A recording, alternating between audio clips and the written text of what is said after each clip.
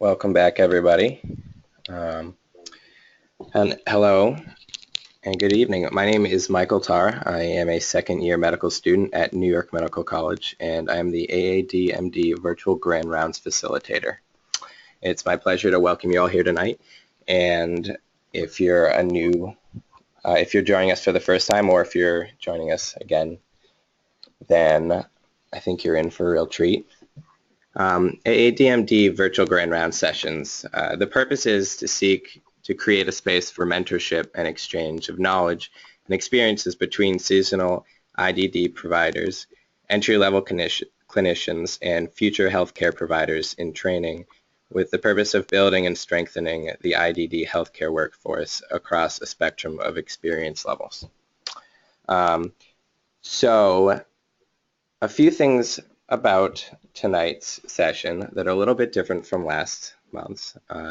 So if you participated last month, listen up. Last month we started out with some polls. We're actually not going to have the polls as part of this presentation, but we will still offer and give you the link to our survey, and we urge you to fill out the survey at the end of the session if you can. I've already posted it into the chat box. In addition to this, we're going to make it a little bit more interactive. We're trying a new thing. So in the chat box that you should all have access to, you can write in a message and write in questions, and our presenter, Dr. Ben Wilson, which I'll introduce in a second, he'll be able to see your questions, and I'll also be able to see your questions. And I'm going to relay the questions to him during the presentation if they're immediately important, or at the end of the presentation at 9:30, he's agreed to stay on for an extra 15 minutes and answer some of your questions. So at that point, I'll take all of the questions that you've submitted during the presentation, and I'll relay them back to him, and we can kind of have a conversation about some of your questions. In addition to that, if participants would like to use this opportunity to connect with each other, feel free to use the chat box to put in your identification information, and you can tell people how you want to connect with them, or what have you. So with that being said, I'd like to present this month's presenter. Our presenter is Dr. Ben Wilson. He's a board-certified family physician. He graduated magna cum laude from Brigham Young University, and he received his medical doctorate from the University of Utah School of Medicine. He completed his residency at St. Mark's Family Medicine. And Dr. Wilson has the privilege of taking care of children and adults with developmental disabilities at the Neurobehavioral Home Program. So with that being said, I'd like to hand the microphone off to Dr. Wilson.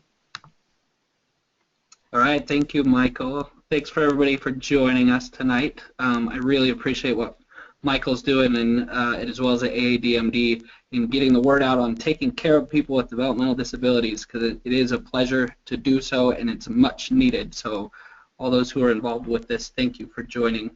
So my name is Ben Wilson. I'm a family doctor, and I work at the University of Utah in what's called the Neurobehavioral Home Program, which I love. It's a clinic. We see all people with developmental disabilities, from kids to adults.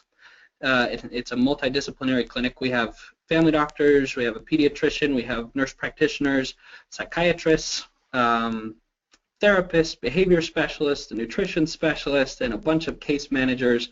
And it's a great place to work, a great model for caring for this patient population. So I'd be happy to talk to anybody about that in the future as well. So tonight we are going to be talking about a problem that we see frequently in our clinic that we will have to discover as we go. So we're calling it the mystery diagnosis, and just in the last 3 months, most of the cases I'm going to talk about are recent cases because we see this so often. It's been a cause of chest pain, behavior problems, weight loss, renal failure, vomiting, and a lot more. So we will start figuring out what this mystery diagnosis could be. Excuse me. So most of the people that I think are joining us are healthcare professionals, medical students, and I think last time I remember there were a few from other fields as well. Mike, I don't know if you're still there. Do we know what other fields people are coming from typically? Right now we don't know. That's part of the survey, but we Okay. do have other clinicians, like you were saying, in the field of psychology. We might also have educators as well. Perfect. Well, welcome everybody. This is going to be a little more medically geared, but I'm glad you're here, and hopefully we can have a good diagnostic adventure here. So I'm going to go through a bunch of mini cases first of all to give you an idea of the variety of what we're seeing, and I want you to think of what would be the obvious diagnosis. Some of these are more obvious and some are not, and just keep that in your head, and we'll come back to these at the end of the presentation. So case one is Joel. He's a 39-year-old male, has mild intellectual disability, and he has a history of 2 separate primary melanomas, skin cancers. And in the past 3 months, he has experienced about a 20-pound weight loss, which was concerning. So that's case 1. Case 2, Brandon. I saw him about 3 weeks ago. 23-year-old male. He has a history of autism spectrum with intellectual disability, moderate intellectual disability. His parents came very concerned because he had worsening aggression over the prior 4 weeks. He started hitting his parents more, hitting his teachers, and yes, they report that he is now throwing children, which is not a typically acceptable thing to do. His nieces and nephews, if they bothered him, he would pick them up and toss them. He also, in addition to that, he was awake all night, kind of asleep and awake on and off through the night and through the day, yelling and seeming just angry. So there's case 2, Brandon, increasing aggression. Number 3, Veronica is a 28-year-old female, history of Albright's hereditary osteodystrophy and mild intellectual disability. She came to me about a month and a half ago with 2 weeks of abdominal cramping along with nausea and vomiting, especially after eating. And she also reported to me that she had diarrhea for the month before that. So there's Veronica. Case 4, Edward. 67-year-old male. He has a history of autism and coronary artery disease. He had a heart attack, a myocardial infarction in 2010. So significant heart disease.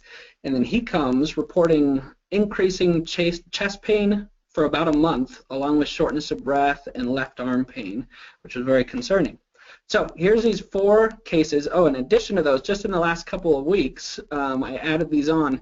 We had a 26-year-old female with worsening migraines and a 57-year-old male with a decreased ability to walk.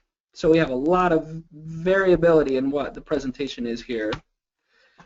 Could all of these cases really tie back to a single diagnosis? That is our mystery diagnosis, and that's the question. And the answer is yes. So we're going to figure out what in the world could be causing so many different problems. And to do so, we'll go into a little more depth in case 5, which is Evan. Evan is great. He's one of the happiest people I've met. I love being around him. He's a 53-year-old male, has mild intellectual disability.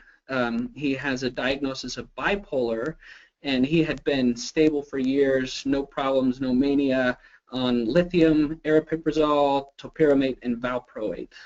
So he was doing very well until about 7 months ago. He started developing insomnia and kind of confusion during the day. He was a little more weak, and he also started having urinary incontinence. He has baseline nocturnal or nighttime urinary incontinence, but he started having urinary incontinence during the day as well. So because of that, he was evaluated, and about 6 months ago, so a month later, he was hospitalized. And the hospital team looked at everything and got labs and ultimately decided that he was on too many medications, and it was probably the meds that were making him confused and acting differently than he had been. So they stopped all of his medications and then started a low dose of haloperidol, and he was sent home on a low dose of haloperidol. So since discharge, in the past 6 months, he has had several problems going. First, altered mental status. So that confusion that happened during the hospital, even with the med changes they made in the hospital, did not really improve, at least for a couple months. For 2 months afterwards, he was sleepy during the day and confused. and at night he was having screaming outbursts. He was afraid and terrorized every night, keeping his roommates awake and making it so the group home, nobody slept in the group home.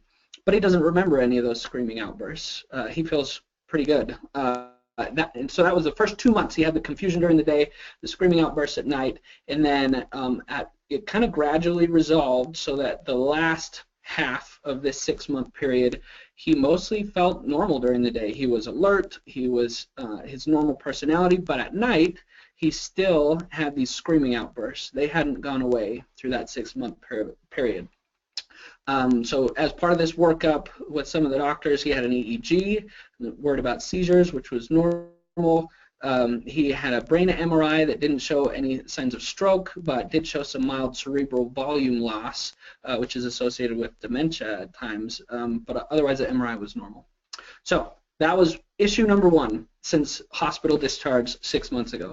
Number 2, this is his weight. And if you look here, this starts in 2014, so about a year ago.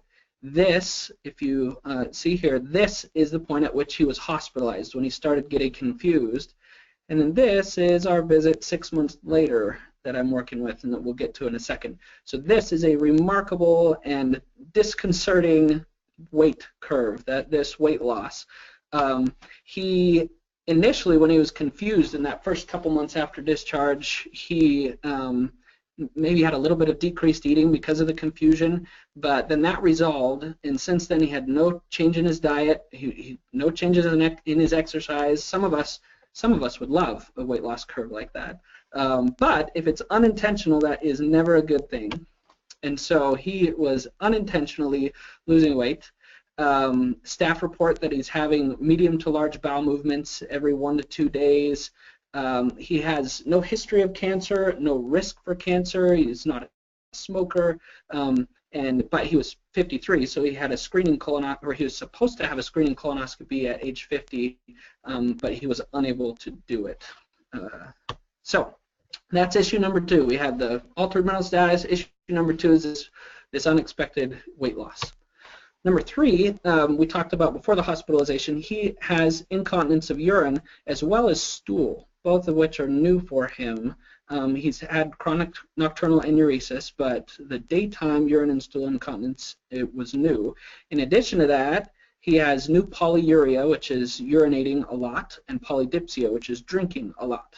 You check his prostate, and on the exam, it's normal size, so you're not concerned about prostate cancer or the prostate obstructing his urine.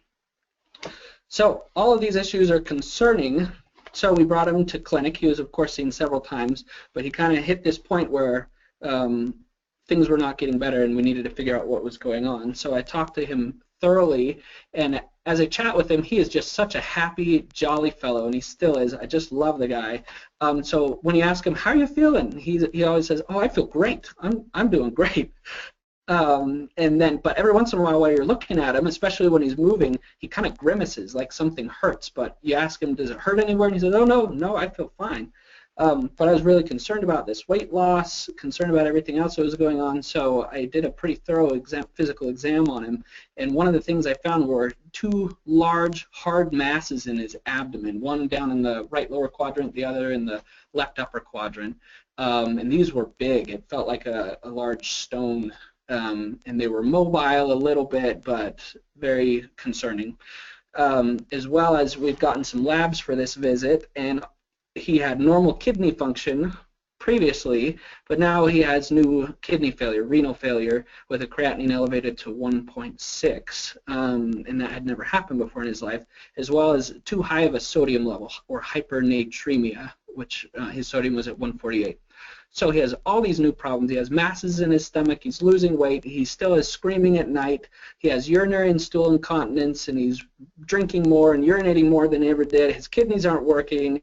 His sodium level is too high, and Evan was not doing well. So next we got, before I tell you that, we are going to try to guess or to make a decision on what we think is going on with his key issues. So if you would like to just think in your head your answer, you're welcome to. If you want to write it down and really quiz yourself, this is mostly just to help you think through what could be causing all these things in Evan. What in the world has been going on in the last 6 months to make him do so poorly?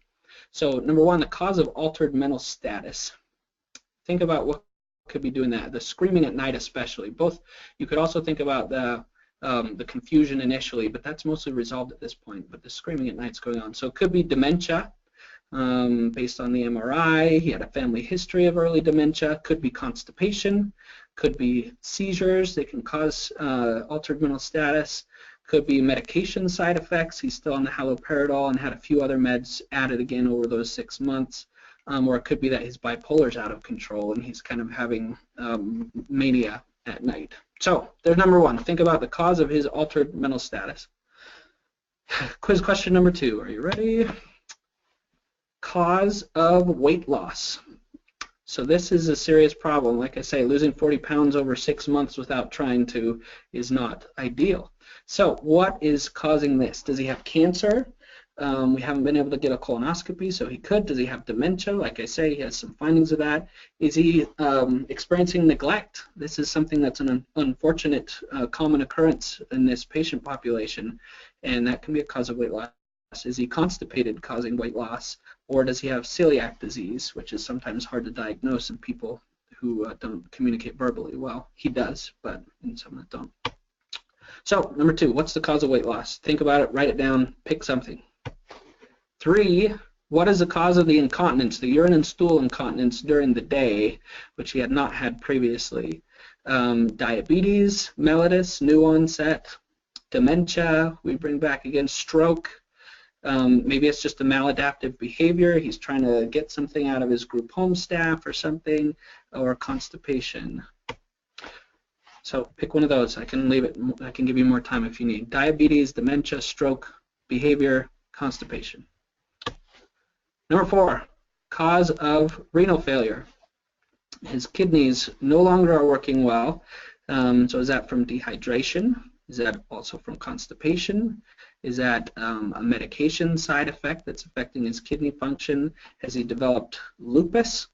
Or could this be dementia, early onset dementia? So those are some of his key issues. I hope you picked an answer and are thinking about what to do, because this was confusing for all of us and we didn't know what to do. So the next step for us was to get a CT scan. This is a CAT scan, or a CT scan of Evan's abdomen. And this started giving us our answers. I want you to look at this one on the left first. This big kind of holy mess here that comes along over here, that is stool in his large intestine. It's a lot of stool in his large intestine. This circle here is his bladder, which is very distended and large. This is all full of urine. So those were some abnormalities, and I can't show you with just a single slice of the CT scan here, but if you follow from his bladder, if you follow the CT scan slices, you can follow the ureters, the tubes for you teachers. It's the tubes that go from the kidneys to the bladder. They'll come all the way up to the kidneys here, and the kidneys normally have a lot more of the light gray and a lot less of the dark gray. This dark gray is the dilation of the tubes from the bladder to the kidneys. So the bladder was dilated, the tubes going up to the kidneys were dilated. That was some of the problem. And then if you follow his large intestine all the way around and then back down, we get to this next picture here. Right there, that is a large ball of stool right in his rectum, kind of near the same area where the bladder is and everything else down there. So these were not normal findings on his CT scan, needless to say. So he was hospitalized for a bowel cleanout. We initially actually attempted an outpatient bowel cleanout by giving him a whole bunch of Miralax, and it didn't work at all. So he ended up having to go to the hospital, admitted, to get a bowel cleanout. Now, for most of us, some of you may have had a colonoscopy who are listening. If you have, the colon prep is the least fun part. I'm sure you remember. Usually you can drink 4 liters of polyethylene glycol or Miralax or Go Lightly, whatever formulation you have. 4 liters is a lot. It's not very fun, and it makes your bowels clean out. And then you can get your colonoscopy done so they can get a good shot of your entire colon. So Evan had a bowel prep of 4 liters of Miralax, 4 liters of Go Lightly daily for 4 days in a row while eating nothing but a liquid diet. So imagine that, 4 days of a bowel clean out or a bowel prep with nothing but the bowel prep to eat. He was miserable. And despite that, he actually did not completely clean out, unfortunately. They had attempted the colonoscopy once and did it again after they gave him a couple more days of the Go Lightly.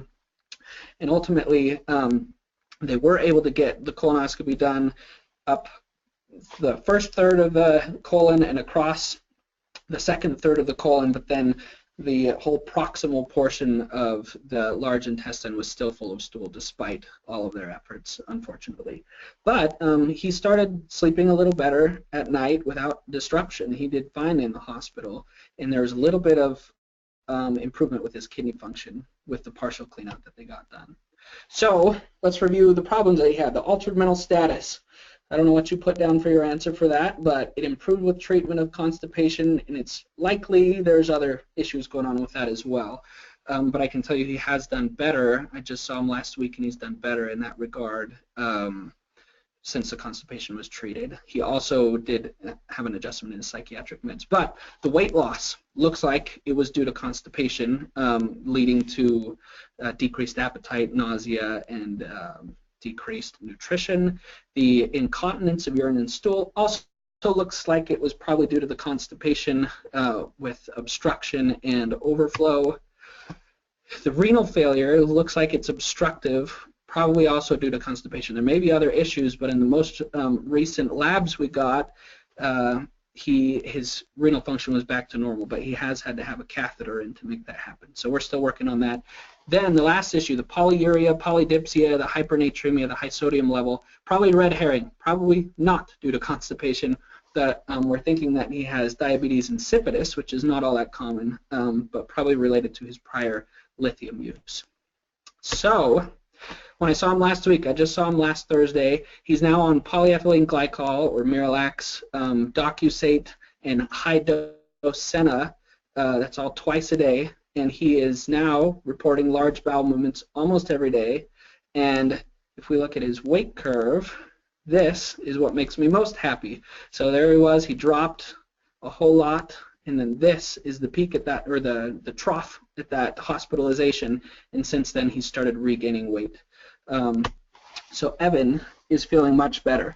And I told him that I'd be talking about him to a bunch of doctors and other people that work with our group, and he wanted to say thank you to everybody. So I have a little recording here from Evan, and he wanted to say hi and thank you. So listen up to Evan. My name's Evan. I like you guys. I appreciate what you guys did. It's Evan. I appreciate you guys. Thank you. So there's Evan. You can get a feel for what a happy and wonderful guy he is. So what is the mystery diagnosis? It's severe constipation. We're going to come back to all those cases because some of you are saying constipation cannot cause all those things that we talked about. But it turns out that it might. So let's talk about constipation a little bit, and everybody's favorite topic, and I bet that's exactly what you thought it would be when we talked about a mystery diagnosis. So officially, it's often defined as less than 3 bowel movements per week along with symptoms. There's the Rome 3 criteria that you can look at for official diagnosis. At the home program, given the nature of our patients, their difficulty in expressing their symptoms and whatnot, and along with the significant problems we get with constipation, we tend to define a constipation as a bowel movement less than every day or requiring straining. So we have a goal for everybody to have a soft, large bowel movement every day. It is very common among people with intellectual and developmental disabilities. It's a quarter to a half of people who have intellectual or developmental disabilities have constipation. Why is that? Some of the contributing factors include immobility. Many of this population they have physical limitations that prevent them from having good ambulatory or good mobility. Hypotonia, which can involve muscles, it can also involve the bowel, abnormal bowel motility.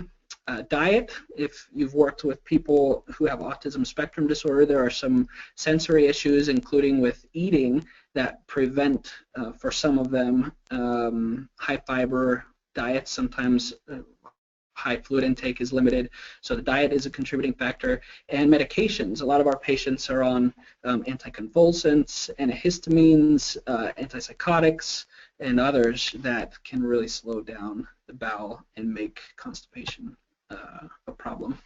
So how do we diagnose this? How do you diagnose anything in somebody who has limited ability to communicate with you? It can be quite a challenge. So one of the keys is to ask frequently. We have it in part of our template for our clinic visits every time to talk to people about bowel movements.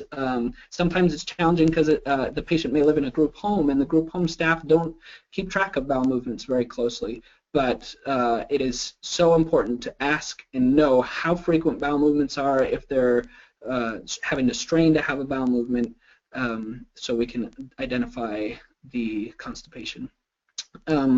If bowel movements are less than daily, or if they're hard to pass, yes, be suspicious of it. If you don't have a good feel for any of that, sometimes on physical exam you can palpate the abdomen and feel a fullness. Sometimes it's tympanitic, it sounds like a drum when you tap on it. Sometimes it feels dense. So that can give you a clue. If you are still struggling to find out what's going on, you can always get an abdominal x-ray, also sometimes called a KUB. And especially with pediatric radiologists tend to be good at commenting on the stool burden with those x-rays, and you can get an idea of if that's happening. And that it tends to be useful because some people with constipation that have overflow diarrhea or overflow incontinence will think that they only have the diarrhea, and the x-ray can help sort that out. And remember, as with our cases, it may present with seemingly unrelated problems, things that you would never guess had to do with constipation, and we'll come back to some of our cases to go through some of those. So what do we do about it? How do we treat people with constipation? First is kind of the lifestyle issues. Regular physical activity is huge in many regards for people with intellectual and developmental disabilities. So getting regular exercise in actually helps constipation quite a bit. Good hydration helps a lot. A high fiber diet, working with behavior specialists or whatever you can do to help increase fresh fruits and vegetables, whole grains, so those are kind of the key lifestyle issues. Often, very frequently, in fact, we have to do more than just lifestyle issues because some things are hard to do. Lifestyle changes are hard to make, both in the general population and in the population of people with developmental disabilities. So fiber supplementation is a good step. There's a study cited on the bottom that suggested greater than 17 grams per day, which is actually less than the recommendations for all of us, but at least 17 grams per day of fiber, total fiber, led to good constipation control in people with developmental disabilities. So how do we do that? There's lots of options, psyllium or Metamucil. There's wheat dextrin or Benefiber. That tends to be well tolerated by many of my patients because there's no flavor. It can dissolve in water or other juices or be sprinkled on food. So that's a good option. Another favorite of our patients is fiber gummies. If they can't tolerate some of the other formulations, the fiber gummies feel like you're eating candy, but they're full of fiber, and so if you eat enough of them, then it can help with their constipation. So those are some initial treatments. Beyond that, then you can go to medications. Docusate is a stool softener. It has some effect. Often we have to use something more stronger than Docusate to get constipation under control. Senna, there's a combination Docusate and Senna with low-dose Senna, and that can work. Often we work with some pediatric colorectal surgeons who use Senna or the X-Lax chocolate squares at higher doses, and it is again a formulation that some might like because they feel like they're eating chocolate instead of taking a pill or drinking funny tasting water. Lactulose is an option. In the review cited down at the bottom of the slide, they recommended lactulose, and we don't use that a whole lot in our clinic because because of electrolyte issues and whatnot, but that is an option. Magnesium citrate also can cause electrolyte issues, but is another option. Bisacodyl or Dulcolax is an option. Enemas are an option. You can use a lot of the same tools that you use in the neurotypical population to treat constipation. Really, our go-to, in addition to fiber, is polyethylene glycol or Miralax. There's again, the study cited on the bottom of the slide showed that it was effective long-term, and it was also cost-effective with low risk. So we use it a lot. A lot of our patients use it. Some fiber is enough to control their constipation, and they use Miralax as needed if they get behind, if they go a couple days without a bowel movement. Many of our patients use Miralax daily, some up to twice a day, scheduled just every day to have regular bowel movements, and that's what their bodies need due to their physiology. In addition to using it regularly, we use it for outpatient cleanout at high doses. You can use like 250 grams in a liter of Gatorade and have them drink it once, and they should have a clean out. If not, you repeat it the next day, and often that will get people cleaned out so they can avoid inpatient hospitalization and clean out. So Miralax is a very good option that we use frequently.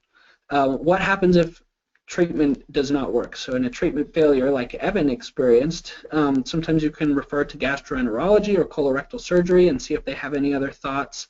You can get them admitted for an inpatient bowel clean out. Depending on the patient, you might have to put an NG tube down to really make that work, or whatever they need to do. You work with the inpatient doctors for this. And there are surgical options. You try to avoid them if possible, but some of them are amazing. The antegrade continence enemas, they stick. It's, if you're familiar with like a gastric tube, a G tube, it's a tube that goes directly into the stomach. So it's that type of idea, except for it goes into the proximal colon, the right lower quadrant, into the cecum, so that you can do an antegrade enema. Instead of trying to squirt an enema up and hope things come down, you squirt the enema from the proximal side, so it pushes things out, and it tends to work very well. Unfortunately, at least locally here, it's more of a pediatric colorectal surgeon thing. So if you have an adult like Evan, you might have a hard time finding an adult colorectal surgeon who knows how to do it or is willing to do it. So in a last resort, if you have to, if it's causing bowel ischemia, or if it's causing a dangerous problem, then a colonic diversion or a resection is kind of the last-ditch effort to make sure that they can stay safe. So surgical options are the end of the line. So let's review our cases to try to help you realize that I wasn't just making things up and that these really were all tied to constipation. So case 1, Joel, 39-year-old male, mild intellectual disability, had 2 primary melanomas in the past and a 20-pound weight loss over the past 3 months. As we've seen in Evan, it turns out that constipation can cause a weight loss. So what we're worried about, though, is that he was having metastatic melanoma and that his cancer had spread and it was starting to become an end-stage problem. But thankfully, once we treated him, he regained weight and there was no melanoma recurrence, so he's doing well. Case 2, Brandon. I just saw him last week as well, 23-year-old male, autism spectrum disorder with intellectual disability. He's the one that had worsening aggression. He was throwing kids. He was hitting his parents and his teachers. He was awake at night yelling and sleeping during the day and awake during the day. He was just having a terrible time. So we treated his constipation. We did a nice bowel clean out with Miralax, decreased aggression and hitting. He started sleeping, and he's no longer throwing children, which is always a good thing. Case 3, Veronica, 28-year-old female. She's the one that had Albright's hereditary osteodystrophy, mild intellectual disability with abdominal cramping, nausea, vomiting, and what she reported was diarrhea. That ended up being constipation as well. So we did a clean out with her. Ended up being a little bit harder. We had to do a more gradual clean out because she was nauseated and wasn't tolerating a big dose of Miralax. With the clean out, the partial clean out that she had, the nausea and vomiting improved, resolved, and the diarrhea, you might be saying, well, she said she had diarrhea for a month. How could she have constipation? You have no idea how many times I address that with my patients and their parents and their group home staff.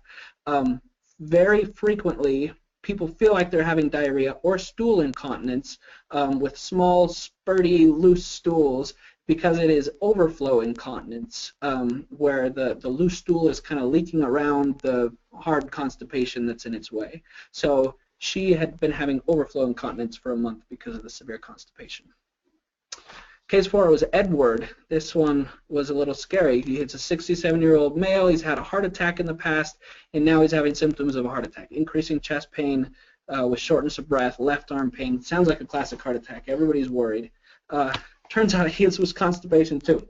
So what had happened was he had such bad constipation, his whole GI system had backed up and worsened his acid reflux, and the acid reflux was causing chest pain. The chest pain was causing him to be anxious and feel short of breath, and the arm pain had nothing to do with it. He had fallen recently after you asked him a few more questions and he injured his arm. But this guy who we were terrified was having another heart attack, ended up just having chest pain because of acid reflux that was secondary to his constipation.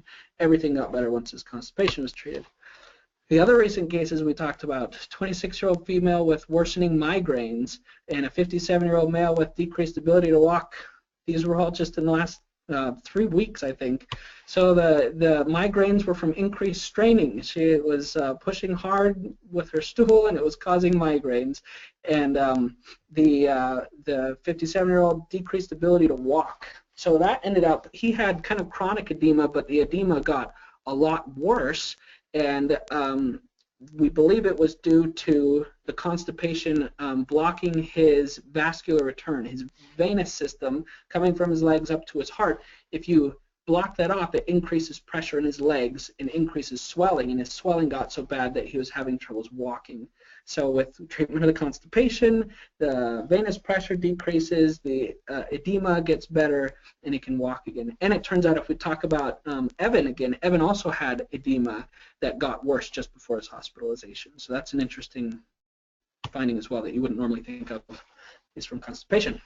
So let's summarize what we've learned about constipation. It is a very common issue in people with intellectual and developmental disabilities, so it's something that you have to think about. It may present in a totally seemingly unrelated way, like behavior problems, urinary problems. Urinary incontinence is a common presentation we see that ends up being constipation. Vomiting, weight loss, a lot of other problems. So if you don't ask, you might never know that it ultimately was constipation causing all these other issues, and not heart attacks, and not strokes, and not all cancer, and all these other things we're thinking about. So really prevent it if possible. Encourage physical activity, encourage good hydration, encourage fiber supplementation, use Miralax every day, use it twice a day if you need, but prevent constipation from becoming a problem. And if it does become a problem, don't just sit on it, don't just wait, really treat it, take care of it. So that is the answer. Constipation. The mystery diagnosis was constipation, a cause of chest pain, behavior problems, weight loss, renal failure, vomiting, migraines, trouble walking, and much more.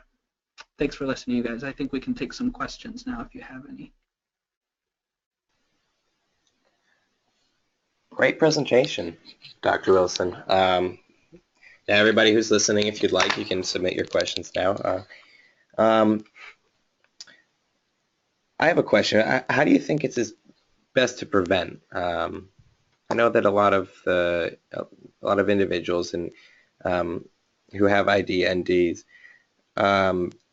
they might not live on their own. They typically have caregivers. Do you think this is preventable just by the caretakers keeping track of their bowel movements, or? I think that is actually really helpful. Two things that come to mind with group homes or caregivers. If they have a lot of control in the level of physical activity in our patients, if they, depending on what activities they choose to do with the people that are in the home. So increasing physical activity helps in many ways, but also can help with constipation. In addition to that, it's often not enough. The physical activity is often not enough to treat constipation in our patients. So having the group home staff or the caregivers, whoever's working with them, a bowel movement diary, as uncomfortable as that may be for them, is remarkably helpful, because if we don't know, then that's when we get behind on treating it. And so somebody like Evan, he has probably had long-standing constipation. It's been so long that he has developed bowel immotility, so his colon is no longer moving the stool through effectively, and it may be the case with his bladder too. That's what we're looking at. So having the group home staff keep a bowel movement diary, even if sometimes they say, well, I don't know, he just flushes the toilet before I can get there. You can unchain the toilet, unchain the flusher until you can look at it and write it down. But yes, that is a very good point, Mike, is that keeping track is a critical piece of this, and that's why if we don't bring it up in clinic visits, they are probably not going to think, oh, I ought to be keeping a little journal of bowel movements for the people I take care of. Thank you. That's good. Another question we had is constipation assumed association with renal failure related to the consequent systemic toxicity resulting from the constipation? So is it saying like... I didn't tie that together super well. So what it's looking like right now, and this is an ongoing diagnosis, but what it's looking like is that large fecalith, or the large ball of stool that was in his rectum, was obstructing his bladder, so that way he was not able to urinate fully, and because of that, the urine backed up into his ureters until it was backed up into the kidneys, and so he had an obstructive renal failure. If you kind of think about a hose, if you pinch off the hose, there's nowhere for the water to go, and so it increases the pressure to everything upstream, and that includes the kidneys, and ends up causing kidney failure. So once the constipation was resolved, the kidneys improved a little bit, but he had to ultimately get a Foley catheter into his bladder to empty out the urine, and that's what made his renal function come back to normal. So it looks like it was all an obstruction problem. The question that we're still working on is, why does he need the Foley catheter if the constipation is resolved? And the answer is probably because the obstruction was so chronic, it was so long-standing, that his bladder has lost the ability to contract effectively. Wow. So that's all contributing to the obstruction that led to the renal failure. Interesting. Another question we have is, can constipation be so bad as to block veins feeding the vena cava and cause heart failure from lack of return blood? That is a good question. I have never seen that. But if we're saying that it can increase edema and decrease the venous return, I guess theoretically you could have like a low output heart failure, but I have not seen that personally. Here's a question about the CT scans you put up. I don't know if you can go back to those. Mm-hmm. And the question is asking about the scan on the left. The question is, what are the white opacities on the CT scan? Yeah, good question. So what this was, they gave him oral contrast as part of this CT scan. So he drank a liquid that had dye in it that makes it show up on the CT scan. So if you look on the one on the right, this is actually his stomach. You see the gray lining around it is the stomach tissue itself, and this bright opaque opaque area, that is the oral contrast that he drank. And sometimes the radiologists use it to help differentiate, to help see what they want to see, like how to know if that's inside of the bowel versus inside of something else. So all these little spots, this is that contrast that made it down into the small intestine, but never made it likely because of this huge obstructing fecalith in the large intestine. It never made it down through. So the rest of this airy, stooly stuff, if the contrast had gone all the way through, that it would also be opaque, but it just didn't go through. Oh, neat. Another question. You were speaking about fiber gummies, and you said that they were better tolerated. So fiber gummies, as far as I understand them, they're typically similar to a supplement. Are they well absorbed? They are. It's the insoluble dietary fiber is what helps with constipation, and it's similar to the wheat dextrin or the psyllium. The problem I really get with fiber gummies is they're pretty big. It's like maybe the size of a silver dollar or something like that, depending on the formulation you get. But most I've seen are pretty big, and each one has like 2 grams of fiber. So if you're trying to hit 17 grams just based on fiber gummies, that will be a lot of fiber gummies. So they're just supplements. They help. But as far as I know, and I'd probably have to talk to a pharmacist to know for sure, but as far as I know, the efficacy of 2 grams of fiber from a fiber gummy compared to 2 grams of fiber from Benefiber is about the same.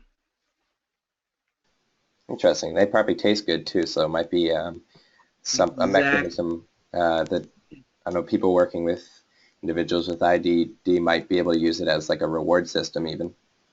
Exactly, and that's a key thing with doing it is talk to the caregivers, talk to the patient, say what works for you, like what's going to be good for you. And some will say, well, I want to do the Benefiber powder, and others say there's not a chance. As soon as anything gets into the water, he's going to know it, and he's not going to drink it. And so you just kind of got to work with each individual patient and see what they prefer. And if somebody really likes treats, fiber gummies might be the option for them. Any other questions? Let's see if we have any new ones.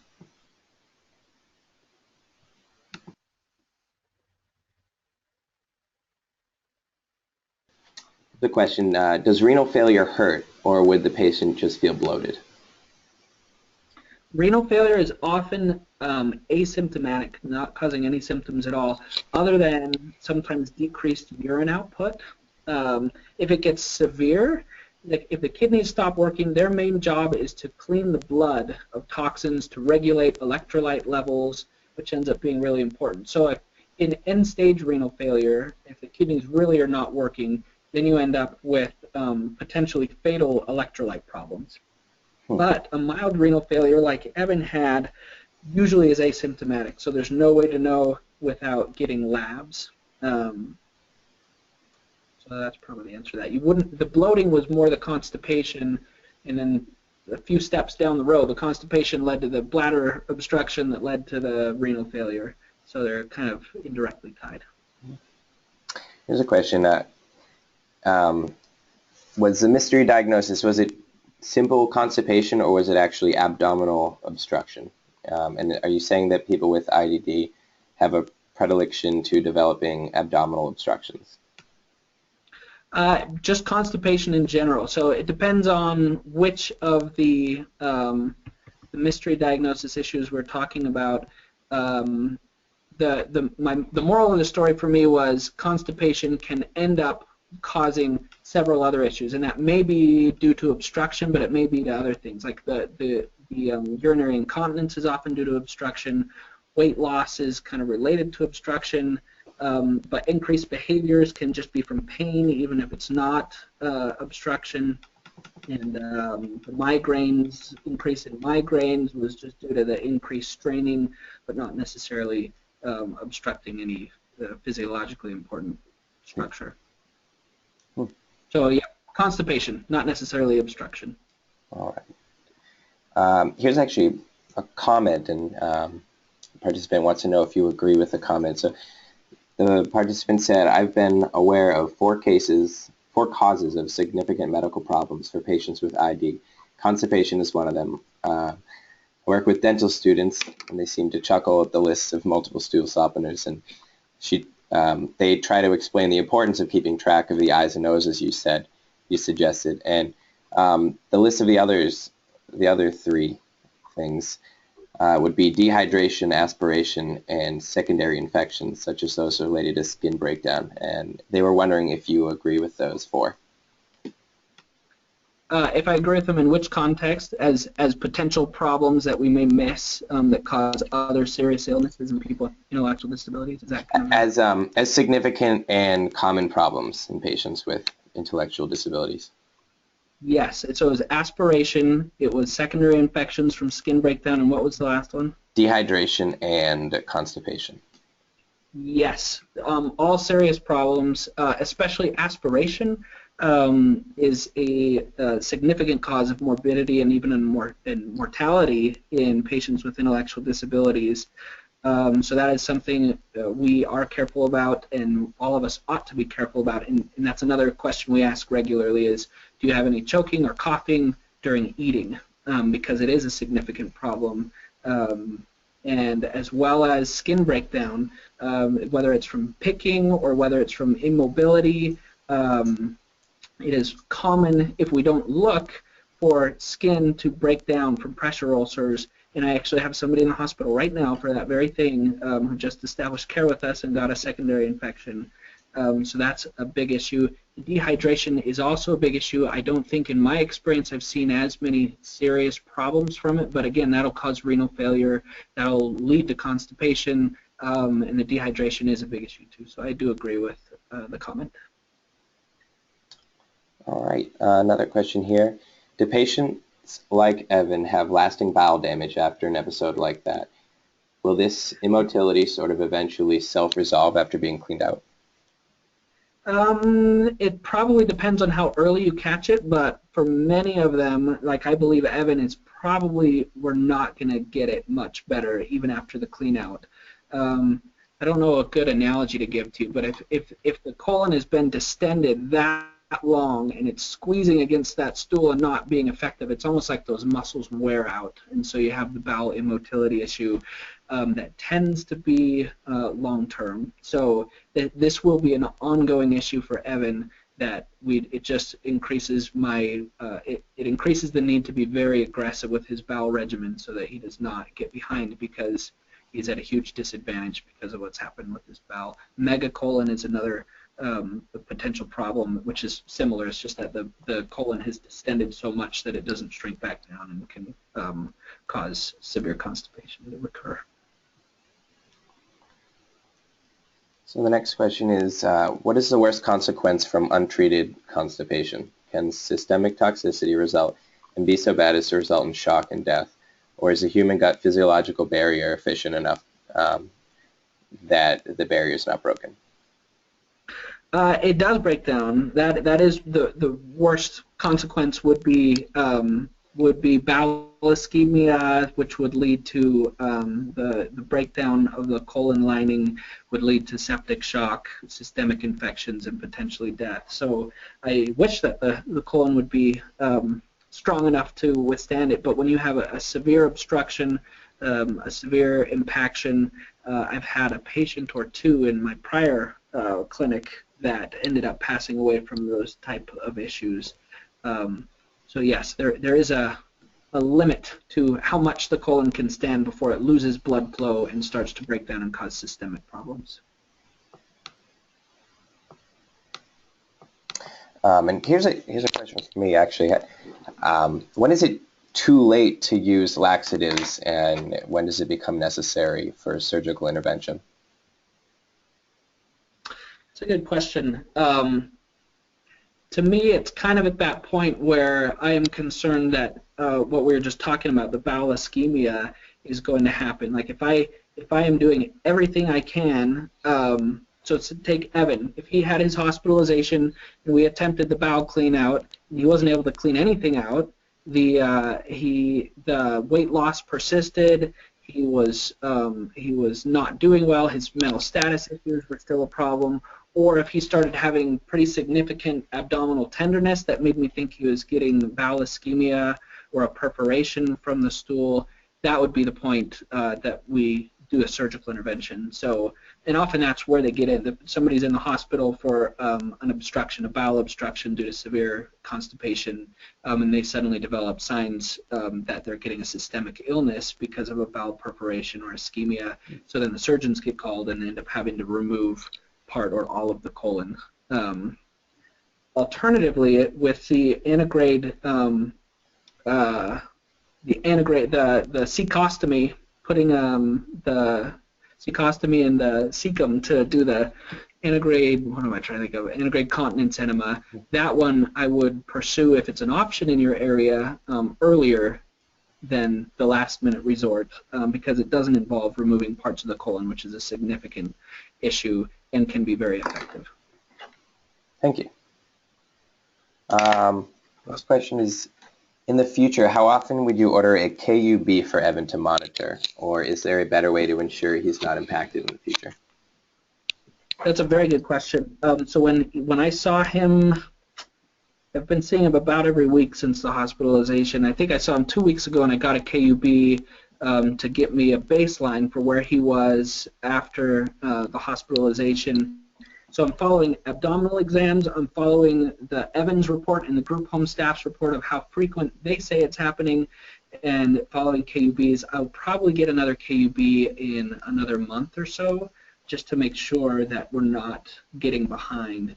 But I don't really have a set frequency of like I'll follow KUBs every month for Evan. I may end up doing that, but for now I'm basing it off of how he's feeling, how the abdominal exam is, and what they're reporting his stool output is. But again, the stool output issue is hard because even before hospitalization, they were telling us, well, he's having a medium to large bowel movement, we think, most days, and so it's difficult. You kind of have to take several factors into account when you do it. But when I saw him Thursday, his abdomen felt more soft than it had ever felt before. Those masses were gone, so I'm feeling good. I think we're going in the right direction. But if it starts feeling like he's going in the wrong direction, then I'll get another KUB. And also, what is a KUB? It's a good question. Yeah, medical stuff doesn't make any sense. Kidney, urine, bladder. That's or kidney ureter's bladder. That's what it stands for. It's an abdominal X-ray. So I didn't get a good image of it in this presentation, but it's like getting a chest X-ray or an X-ray of anything. They just take it of the abdomen, and you can get kind of a feel for how full the bowel is of stool or air. So to give you a clue on how much. How bad the constipation is. Great, thank you. Next question is, or more of a comment. I have a client with megacolon and severe constipation. GI recommended long-term Xifaxan, and that has really helped. What's your experience with constipation or IBD constipation and Xifaxan? Xifaxan, I don't think I've used that much. Is that rifaximin? I don't have a good answer to that, but if GI recommended it in your area, I'm sure it's a reasonable option, but I don't have experience with it, so I don't think I have a good comment for that. All right. Yeah, I'm not sure what it is either. I'm looking. Let's see. Oh, it's an antibiotic that is only targeted to the colon. Yeah, okay, I have heard of that. I don't have any experience with it, but I know it helps. I think that is the situation. I've seen it used in patients with motility issues, like gastric outlet stuff. So I imagine that would be a good option, actually. Especially if I have not. working. Yeah, that is rifaximin. Yep. So that's one of the options.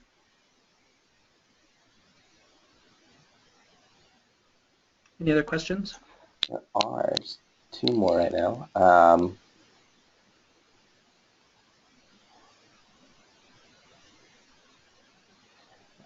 Patients asking about the toxins that that can seep through the wall of the colon without it breaking by diffusion, and asking if the level of these toxins can be high enough to cause toxicity or I guess septicemia.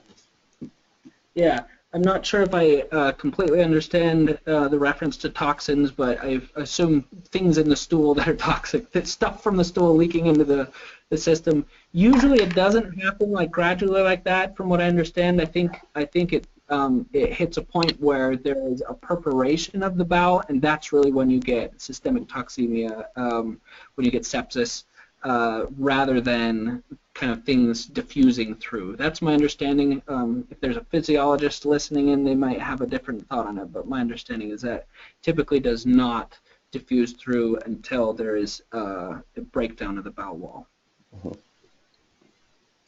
Next question is, have you had patients complaining of shortness of breath or a diaphragmatic referred pain with constipation as the underlying cause.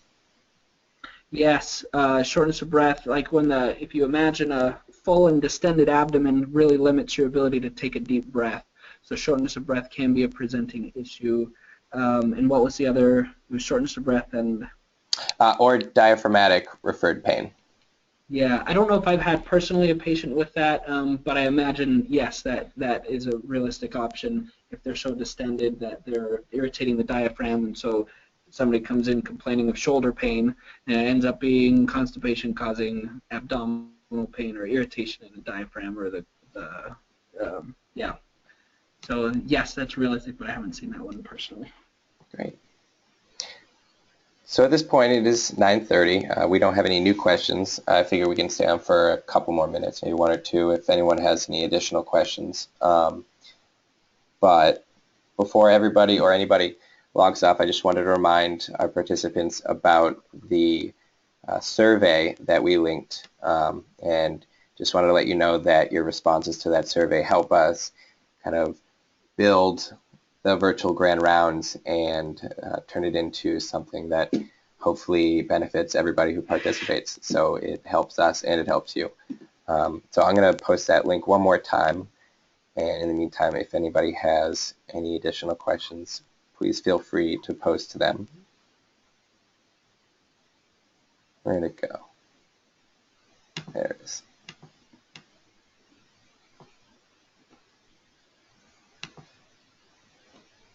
All right.